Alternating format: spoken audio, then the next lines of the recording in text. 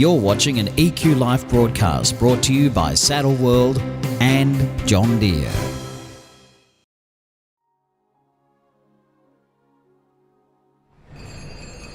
So here we are watching the last horse of the telecast of the Inter One Championships at the Australian Dressage Championships.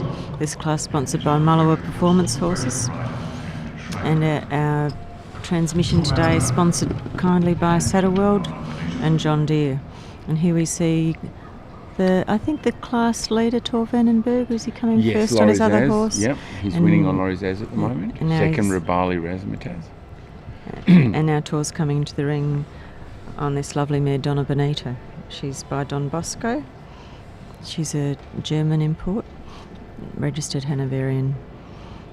I know Tor hasn't had her that long. It's Kaz Rowe's horse from Queensland, of course, and did very well yesterday in the Prix St George. Oh, really? Yes, and I hear this horse has had some foals as well. Oh, maybe. He was an early leader yesterday for quite some time in the Prix St George, and then they caught up with him at the tail of the field, but I think he finished maybe third or fourth. And haven't there been some quality horses in this class? Fantastic. And there are some quality horses in the second half of the field after lunch. Yep. But unfortunately the Grand Prix will be on at that same time, and we can only manage one exciting telecast. And the Grand Prix certainly will be hotly contested this afternoon. A very fluent test so far, isn't it? Lovely, submissive appearance to this horse. I think after the last one, maybe it's always difficult if you've seen something. Brett's was really bouncing along a little bit. Is it maybe a little bit a little lazy, like in the halt there, a little bit out behind? No? And generally an impression of just being a bit greener than Good as Gold, isn't it? Yeah. And clearly you could see with Good as Gold some of the tension coming in as he was expecting to do the more advanced work, from the Grand Prix. This horse possibly hasn't had those sort of demands placed on it yet.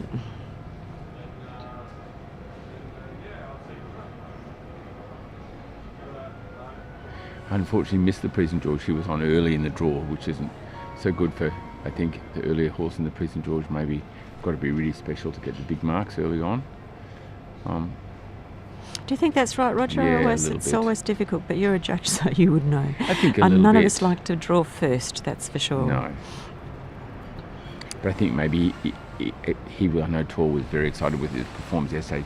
I think from seeing the horse warm up in the last few days, this is a little tired. He looks a little bit. This is a big show to travel all the way from Queensland. It's been really hot here. It has been, and most of us have been here for the whole week with the National High Performance Squad, which was a fantastic innovation. This is the first time it's been run like this, and it was a little risky perhaps. There was a bit of controversy about whether running a national squad clinic just in the week before a big competition like this might result in some tired horses, but I know that Tor felt the whole process was very worthwhile.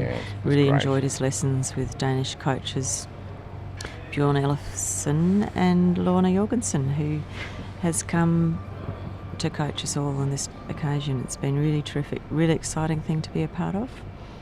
Good half pass, maybe a little bit more flexion, and quarters leading in the way back early.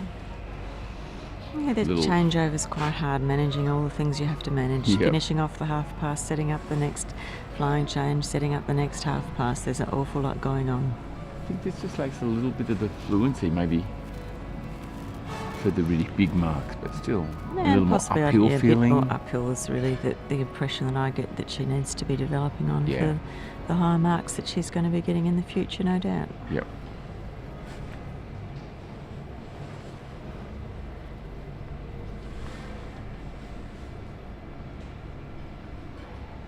There have been some great quality changes in this test, really straight.